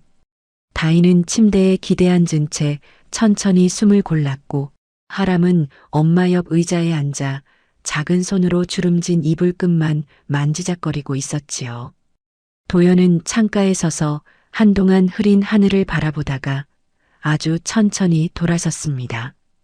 오늘이 지나면 다시는 예전으로 돌아갈 수 없을 겁니다. 숨고 감추고 지워진 채 버티던 시간은 여기서 끝나야 했어요. 도연이 다인 앞에 앉아 낮게 물었습니다. 괜찮겠어? 다인은 금방 대답하지 않았습니다. 손끝이 아주 조금 떨렸지만 눈빛은 어젯밤보다 훨씬 맑아져 있었어요. 두려움이 없어진 건 아니었습니다. 다만 그 두려움 때문에 또 하람 손을 잡고 도망치지는 않겠다고 마음먹은 얼굴이었지요. 무서워요. 그녀가 조용히 말했습니다. 그래도 가야 해요. 이번에는 남이 아니라 제가 살아있었다고 말해야 하니까요. 도연은 그 말을 듣고 짧게 고개를 끄덕였습니다. 이젠 말리지 않는 게 보호라는 걸 그도 알고 있었으니까요. 그때 하람이 두 사람 얼굴을 번갈아 보다가 아주 조심스럽게 물었습니다. 나도 가면 안 돼요? 다인 입술이 잠깐 흔들렸습니다. 아이를 또 남겨두고 가는 건 그녀에게 가장 힘든 일이었을 겁니다. 도연은 하람 앞에 무릎을 굽혔어요. 같이 간다. 하람 눈이 조금 커졌습니다. 정말요? 응. 다만 안에 들어가면 조금만 기다려야 해. 오늘은 내가 숨어야 하는 날이 아니라 내가 너를 데리고 들어가는 날이야. 하람은 그 말을 오래 듣고 있다가 작게 고개를 끄덕였습니다. 완전히 이해한 건 아니었겠지요. 그래도 오늘이 어제와는 다른 날이라는 건 아이도 느끼고 있는 듯 했습니다. 서울로 올라가는 차 안은 내내 조용했습니다. 다인은 창밖을 거의 보지 않았고 하람은 말없이 도연 재킷 소매를 붙잡고 있었어요. 아이가 힘을 준 것도 아니고 놓치지 않으려는 듯 살짝 잡고만 있었는데 그 미세한 손길이 도연 가슴에는 이상하게 오래 남았습니다. 그건 아이가 처음으로 건네는 신뢰 같은 것이었으니까요. 성운그룹 본사에 도착했을 때 본관 로비는 이미 분주했습니다. 긴급 소집된 이사회 소식에 임원들이 빠르게 드나들고 있었고 누군가는 도연 얼굴을 보며 굳었고 누군가는 그 뒤에 선 다인을 보고 아예 발걸음을 멈추었습니다. 죽은 줄 알았던 사람이 살아 돌아오는 순간이라는 건 아무리 큰 재벌가에서도 쉽게 삼킬 수 있는 장면은 아니지요. 인수는 곧장 가장 안쪽 전용 대기실로 세 사람을 안내했습니다. 다인은 의자에 앉는 순간 손끝이 차갑게 식어가는 걸 느꼈어요. 하람은 그런 엄마 손을 두 손으로 꼭 감쌌습니다.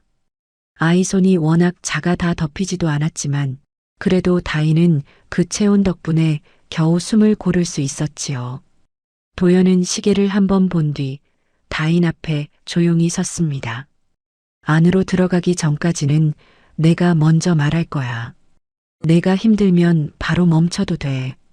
다인은 그 말에 천천히 고개를 저었습니다.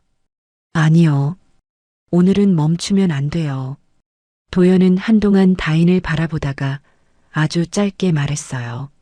알겠어. 이사회장 문이 열렸을 때 안은 이미 묵직한 긴장으로 가득 차 있었습니다. 석찬은 평소와 다름없는 얼굴로 회의석 맨 끝에 앉아 있었어요. 표정은 침착했지만 도연이 들어선 뒤 시선이 아주 잠깐 문 밖으로 향했습니다. 누가 더 들어오는지 확인하는 눈빛이었지요. 도연은 자기 자리 앞에 섰고 인수와 무현, 감사팀장이 뒤에 자리했습니다. 그리고 몇 초 뒤 문이 다시 열리며 다인이 안으로 들어섰습니다. 회의실 공기가 눈에 보일 만큼 멎었습니다. 펜을 놓치는 사람, 의자에서 반쯤 일어나는 사람, 숨을 들이켜고도 소리를 내지 못하는 사람까지. 석찬은 처음으로 표정을 잃었습니다. 입술이 아주 조금 벌어졌다가 곧 굳게 다물렸지요. 도연은 누구보다 차분한 목소리로 입을 열었습니다. 오늘 회의는 신규 사업도 후계 구도도 아닙니다. 8년 전 덮인 일을 여기서 끝내기 위해 소집했습니다. 석찬이 가장 먼저 웃는 듯한 얼굴을 만들었습니다. 평소처럼 상황을 가볍게 넘기려는 습관이었지요. 회장님, 지금 이건 너무 감정적입니다. 몸도 회복되지 않은 분을 데리고 와서 도연이 그의 말을 끊었습니다. 감정적인 건 저도 압니다. 제 아내가 8년 동안 죽은 사람으로 살아야 했고 제 아들은 태어나자마자 없는 아이가 되어야 했으니까요. 그 짧은 말만으로도 회의실 안의 공기는 완전히 달라졌습니다. 도연은 준비한 자료를 테이블 위에 하나씩 내려놓았습니다. 응급실 초기 검사 결과 사본, 간호사 이선미의 자필 확인서, 그리고 녹음 파일. 이건 사고 직후 응급실 최초 검사 기록입니다. 임신 반응 양성이 분명히 남아 있습니다. 하지만 공식 기록에는 지워졌습니다. 도연이 말을 마치기도 전에 몇몇 이사진이 자료를 급히 집어들었어요. 석찬은 여전히 웃는 얼굴을 지우지 않으려 했지만 그 웃음은 점점 굳어가고 있었습니다. 도연은 이번에는 녹음기를 직접 켰습니다. 지직거리는 잡음 뒤로 흐린 남자 목소리들이 회의실 스피커를 타고 번졌지요. 여자가 눈치챈 것 같으면 길게 끌지 마십시오.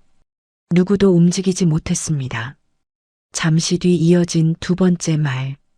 회장님부터 정리되고 나면 그 다음은 어렵지 않습니다.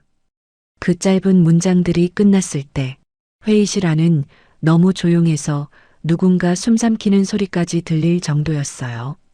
석찬은 그제야 낮고 거칠어진 목소리로 말했습니다. 그런 흐릿한 녹음 하나로 사람을 죄인 만들겠다는 겁니까? 도연은 이번에는 대답하지 않았습니다. 대신 천천히 몸을 돌려 다인 쪽을 바라봤어요. 다인은 휠체어 손잡이를 꼭 쥔 채 앞으로 시선을 들었습니다. 손은 떨리고 있었지만 눈은 더 이상 피하지 않았지요. 그녀는 아주 천천히 입을 열었습니다. 저는 죽지 않았습니다. 그 한마디가 회의실 안을 가르듯 울렸습니다. 죽은 사람으로 만든 겁니다. 사고 뒤 병원에서 누군가 제 배를 먼저 확인했고 복도에서 제 아이를 문제라고 말하는 소리를 들었습니다. 그날 저는 남편이 깨어나길 기다리고 싶었습니다. 그런데 그 병원에 더 있으면 제 아이가 죽을 것 같았습니다. 누구도 쉽게 눈을 들지 못했습니다. 8년 동안 없던 사람 취급을 받던 여자가 지금 자기 목소리로 그 시간을 꺼내놓고 있었으니까요. 다인의 눈가가 젖었습니다. 그래도 그녀는 끝내 말을 멈추지 않았어요.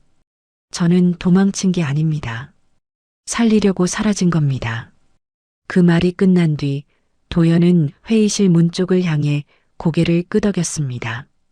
문이 열리고 인수가 하람 손을 잡은 채 안으로 들어왔습니다. 하람은 겁먹은 얼굴이었지만 도연을 보자 그대로 멈춰 섰습니다. 도연은 아이를 향해 손을 내밀었어요. 하람은 잠깐 망설였지만 이내 천천히 걸어와 그 손을 잡았습니다. 도연은 아이의 작은 손을 꼭 쥔 채 말했습니다. 이 아이가 제 아들 정아람입니다. 그 순간 회의실 안 누구도 부정하지 못했습니다. 아이 얼굴은 설명보다 먼저 진실을 보여주었거든요. 다인의 눈매, 도연의 인매, 둘 다 닮아 있는 그 작은 얼굴이 8년 동안 감춰진 시간을 아무 말 없이 드러내고 있었지요. 석찬은 자리에서 벌떡 일어났습니다. 이건 회사에 대한 모욕입니다. 이런 식으로 갑자기 나타난 사람들을 그만하십시오. 도연의 목소리가 처음으로 회의실 전체를 차갑게 눌렀습니다. 자료는 이미 외부 법무법인과 수사기관에 넘겼습니다. 오늘부터 부회장 정석찬의 직무는 즉시 정지됩니다. 그리고 8년 전 사고, 병원 기록 조작, 관련 자금 흐름에 대해 특별감사를 시작합니다. 그 말이 끝나자 회의실 문 밖에서 대기하던 외부조사 인력과 감사팀이 안으로 들어왔습니다. 석찬은 처음으로 진짜 말을 잃었습니다. 분노와 부정, 억울함을 가장한 표정이 얼굴 위를 빠르게 지나갔지만 그 어느 것도 더는 힘을 갖지 못했지요. 도연은 더 길게 말하지 않았습니다. 사람을 무너뜨리는 것보다 자기 사람을 일으켜 세우는 쪽이 더 중요해진 얼굴이었습니다. 그는 곧장 다인 곁으로 가 휠체어 손잡이를 잡았습니다. 하람은 반대편에서 엄마 손을 붙들었지요. 세 사람은 누구보다 조용하게 회의실을 빠져나왔습니다. 누가 불렀고, 누가 쳐다봤고, 누가 어떤 표정을 지었는지는 중요하지 않았어요. 8년 동안 이 가족은 너무 오래 남의 시선 안에서 지워져 왔으니까요. 이제 필요한 건 설명이 아니라 바깥 공기를 함께 마시는 일이었습니다. 며칠 뒤 다인은 더 이상 병원 같은 곳이 아니라 햇빛 잘 드는 조용한 집으로 옮겨졌습니다. 문소리에 벌컥 놀라지 않아도 되고 짐을 항상 문 가까이에 세워두지 않아도 되는 집이었지요. 처음 며칠 동안 하람은 여전히 습관처럼 가방부터 찾았습니다. 잠들기 전에도 자기 운동화를 침대 가까이에 두려 했고 누가 초인종을 누르면 무조건 다인부터 바라봤어요. 도연은 그때마다 아무 말 없이 아이 신발을 정리해주고 가방은 옷장 안쪽으로 천천히 옮겨두었습니다. 이제 당장 뛰어나갈 이유가 없다는 걸. 말보다 생활로 알려주고 싶었던 것이지요. 어느 저녁 세 사람은 처음으로 같은 식탁에 마주 앉았습니다. 다인은 아직 많이 야위어 있었지만 얼굴은 한결 부드러워졌고 하람은 눈치를 보면서도 밥그릇을 끝까지 비웠습니다. 도연은 말없이 아이 앞에 국을 한 번 더 떠주었지요. 하람은 숟가락을 내려놓고 한참 망설이다가 두 사람을 번갈아 보았습니다. 이제는 목소리가 아주 작게 떨렸어요. 이제는 전화 안 해도 되는 거예요? 그 한마디에 식탁 위 시간이 잠시 멈췄습니다. 도연은 천천히 숟가락을 내려놓고 자리에서 일어났습니다. 그리고 하람 곁으로 가서 아이 머리를 아주 조심스럽게 쓸어주었지요. 그래. 그 목소리는 재벌 회장도 누군가를 몰아세운 사람도 아닌 그저 너무 늦게 도착한 아버지의 목소리였습니다. 이젠 집에 있으니까. 하람은 그 말을 듣고 한동안 아무 말이 없었습니다. 그러다가 아주 천천히 정말 조심스럽게 도연 쪽으로 몸을 기댔어요. 도연은 그 작은 무게를 말없이 받아주었습니다. 다인은 그런 두 사람을 보다가 고개를 숙였습니다. 눈물이 떨어졌지만 더는 숨기기 위한 눈물이 아니었어요. 너무 오래 돌아오지 못했던 시간이 늦게라도 제자리를 찾아가는 순간에 나오는 눈물이었지요. 8년을 빼앗겼다고 해서 8년이 돌아오지는 않습니다. 없어진 시간이 다시 채워지는 것도 아니지요.